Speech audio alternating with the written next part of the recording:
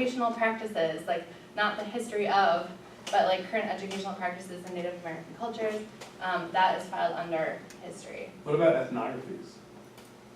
So that's a great question in terms of like how cataloging works. So most of the time they're going to also be filed under history, unless it's about the specific methodology of doing ethnographies, which would then fall under social sciences.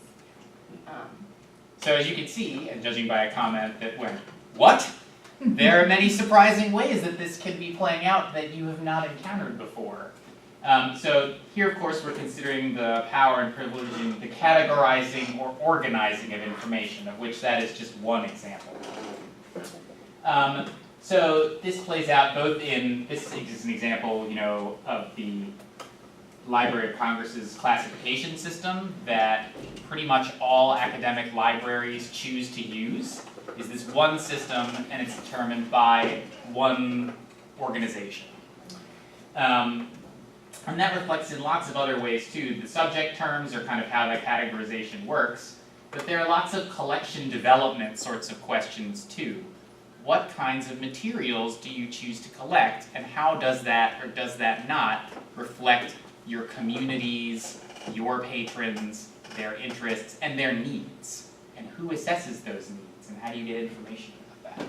We're just throwing lots of questions at you that are really impossible to answer in an hour, so we just hope you walk away thinking from this more than anything else.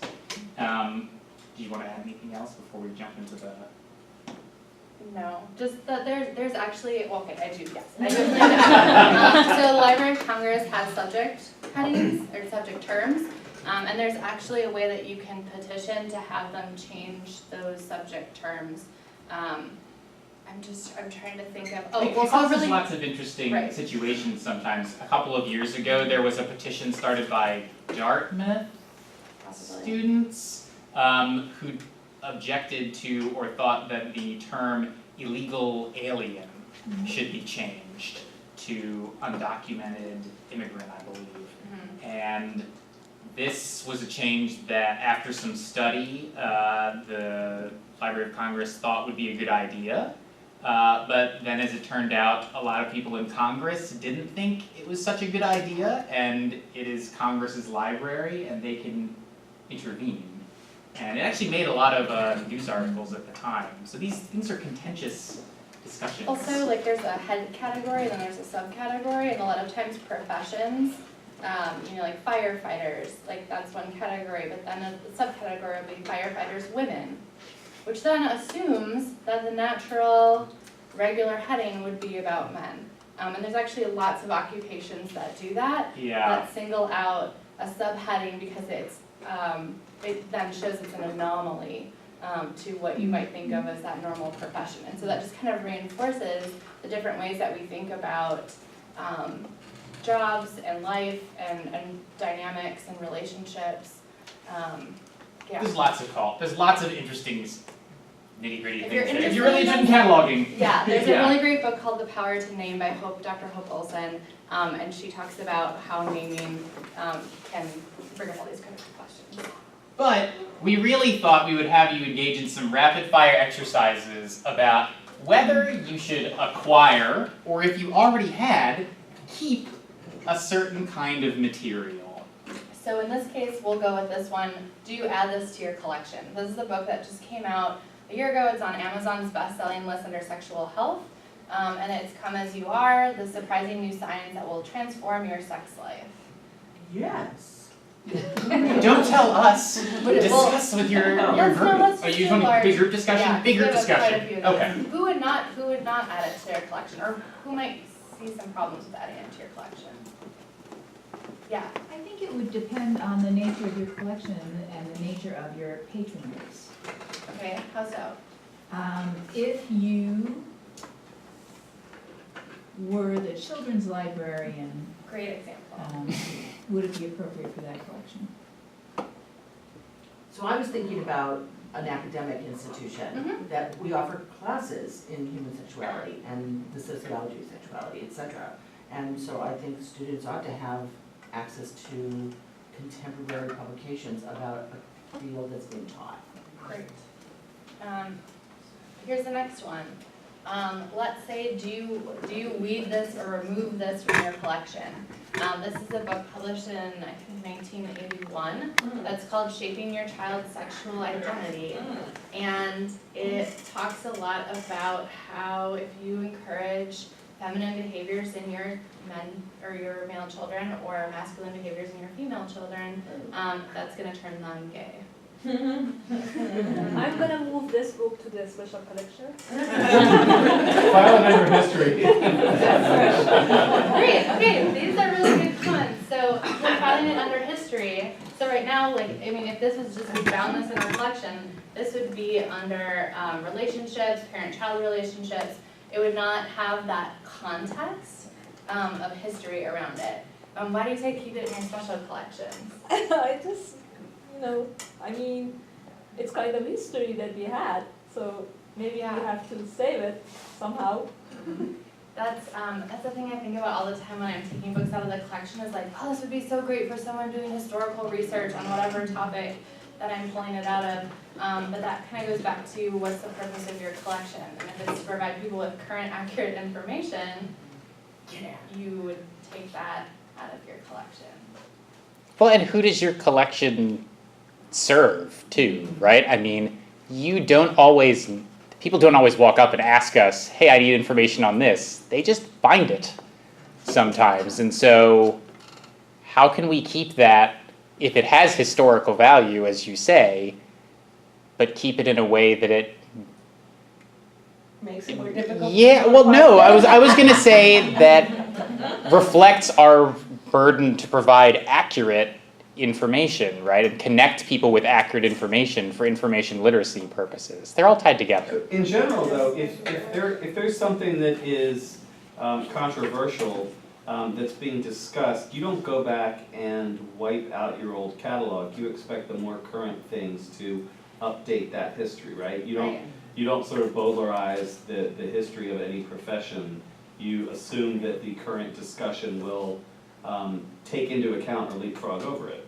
Yes, which actually is a really great concept that Wikipedia uses, where they don't allow original research. Like if you did a research on the topic, you're not allowed to post it on Wikipedia unless it's already been published, because they value consensus instead of one person's research.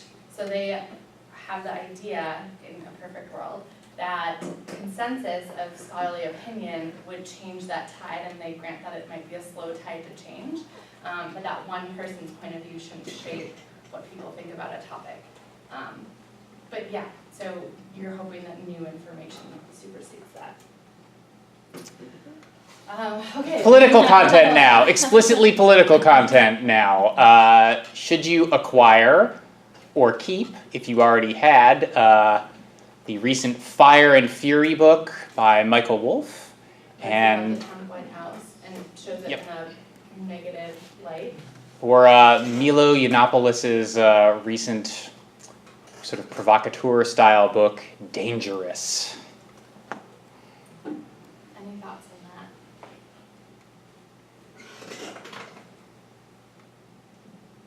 that? Ooh. Would you?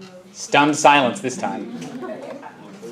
I mean, for my profession, which is political science, I would say we would need both of them because it illustrates different oppositional points of view Great. on a subject area. Yeah. And they're very widely read, at least one of them. I think our students, because I'm thinking of it all about UB. Mm-hmm. I'm thinking. Is the answer different if you're not thinking about UB? Well, I think Joanna has demonstrated that a children's librarian probably doesn't want a human orgasm. Might not be relevant to patrons. So, but I think in an academic institution, yeah. Okay, so this one's not a book, and I will explain this for the non-video game players in the room. This is a sort of notoriously violent video game called Carmageddon, where you actually get points for mowing people down with your car. Is that something that we should collect?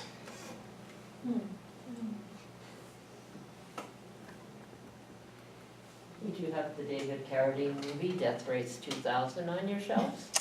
Oh, that's a good one. I don't have any idea if we have Death Race. It's exactly the same It is, it's, concept. yep. So this just kind of gets at how do you have collection, so our collection development policy at UB is much more statistics based, like, has anyone checked this book out in the past 10 years? Is this already widely available at a bunch of different institutions and we're not getting use out of it? And there's no question that's like, is this book excessively violent, or is this video game excessively violent? And so a lot of times collection development is up to that person that's making those choices. And that kind of goes back to who do you hire, and do you have a diverse staff that reflects a lot of different viewpoints, so that you're not just getting one particular group of people's perceptions on your collection. I would keep it as the video game guy, but I don't know that everyone in the room would necessarily choose to get it or keep it. These are two books that have been challenged, that show up at the American Library Association's website of most challenged books. One is The Immortal Life of Henrietta Lacks, which was challenged because it had graphic information. It was too graphic, some parents felt, and it was asked to be removed, I believe from actually a public library. Yeah.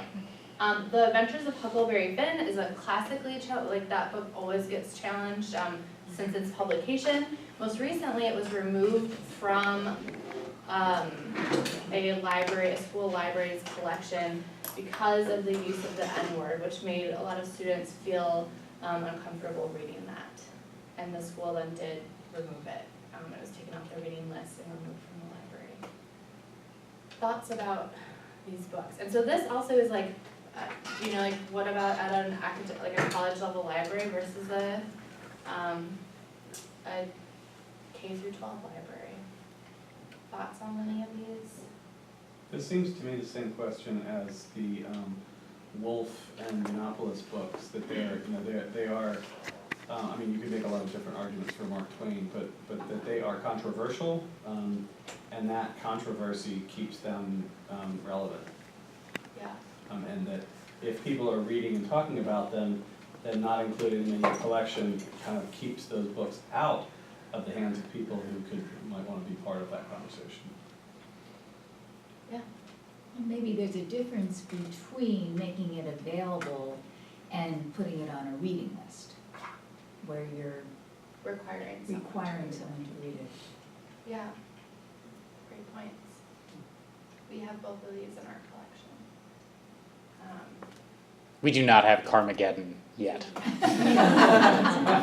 anybody would like to make a donation. Conversations about trigger warnings Oh. for librarians? I mean, it's a concept that really alarms me, and That does come up in terms of like examples you might use in class, like thinking about, your student population and what you're going to talk about to use as a search example, and is that contextual to things they're talking about in class, or are you just throwing it out there to be controversial or exciting?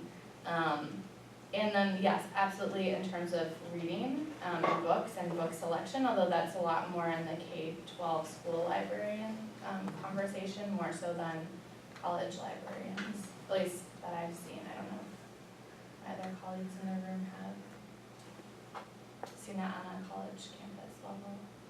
I mean, I know that there are college campuses that they've been all over the map with how they deal with the idea of trigger warnings for things. Some have implemented a lot of them. Some have said, we will never have a trigger warning policy or in any way, shape, or form. So it is certainly an area of debate, I will say. I think that's our... Yeah, we just have there are 10 minutes left, so we have some general discussion questions now. So we wondered if there are downsides you see to adhering to this kind of view of information and how people access information. And, sorry. I just wanted to see if people had any thoughts about that first. which view of? So doing critical librarianship and thinking about power dynamics. Oh, I think it's awesome. Yeah. And it gives me a hugely more nuanced look at the way librarians think about what they do, and I appreciate that. Thank you. Are there any potential downsides though to Bias. bias? Is that what you said? Mhm. Yeah. Yeah, in general, I think it's a great, I mean, we tried to write a non-leading question, but I actually do have one that I certainly think it's worth thinking about, right? The more you do this, the more complicated, difficult discussions you are obligated to have. And I don't know if that's a downside, but it's certainly something that you need to be prepared for, because it's going to require a lot of time and energy, and having people who have some empathy and willingness to really engage in that hard work, because there is no easy conversation when someone wants to challenge material for inclusion or have a conversation about whether you are being equitable in how you provide access to people. It's just a hard conversation no matter what.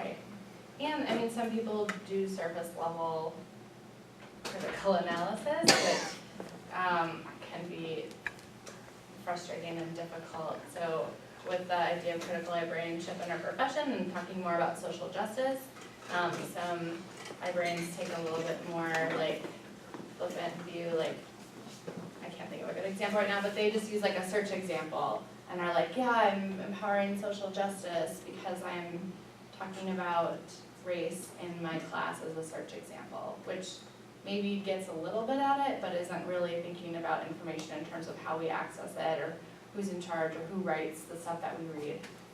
It's really superficial, is what Yeah. Yeah, I mean, it Thank can you, be. that's the one. And as an example, so I actually had my class this semester do a little reading about critical librarianship, and I was very surprised to see one person had a very intensely strong reaction to one sentence about the subject headings for the conflict between the Israelis and the Palestinians. A strong, very strong reaction. And I am not sure how to navigate that discussion that's going to probably ensue on Thursday. That I was not anticipating, but I obligated myself to do it. So, got some thinking to do. And yeah, just our last question is, what are things you could do to make yourself more conscious of habits or practices to make yourself reflective about the power dynamics for information?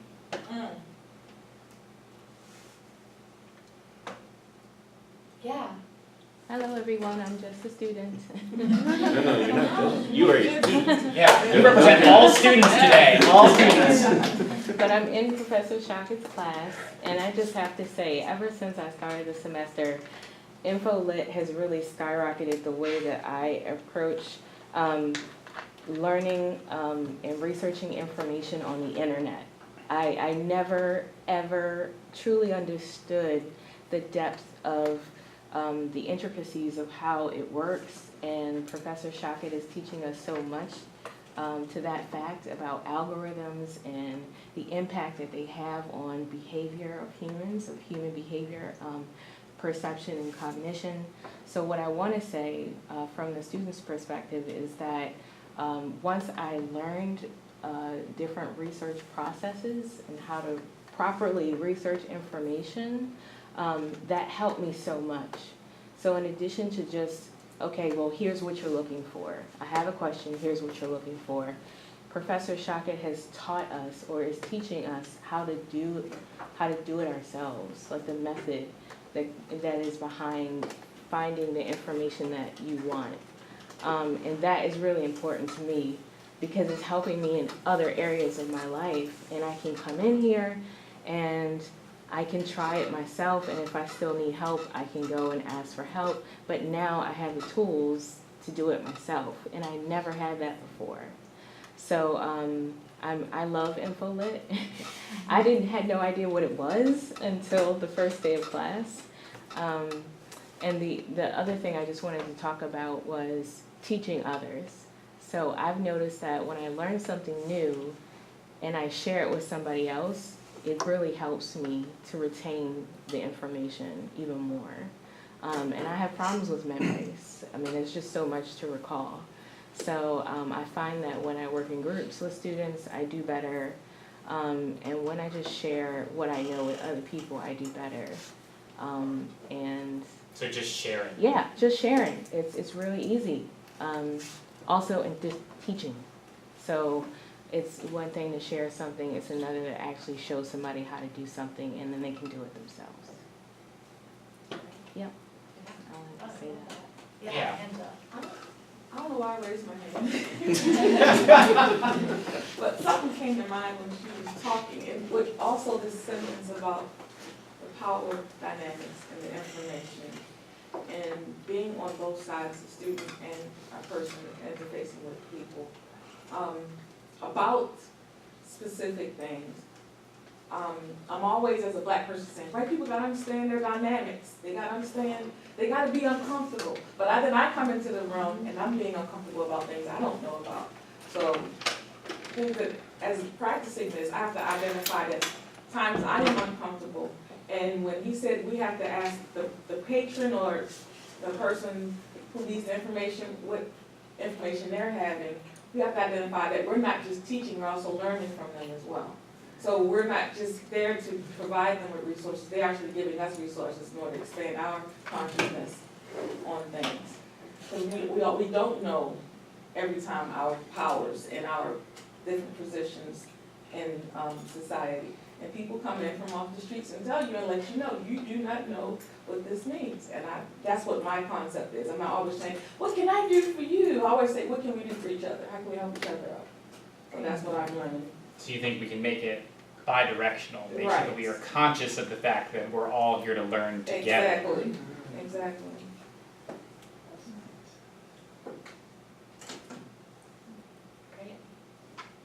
Well, our hour is up.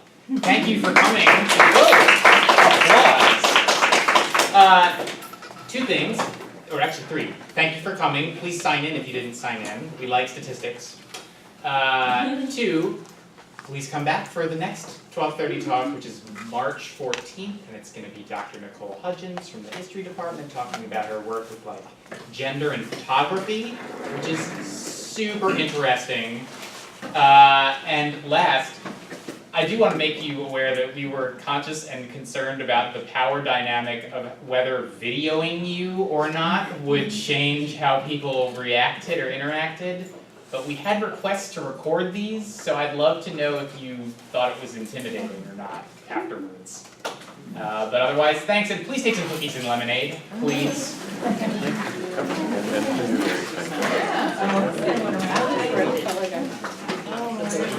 No, we really want to. I saw it.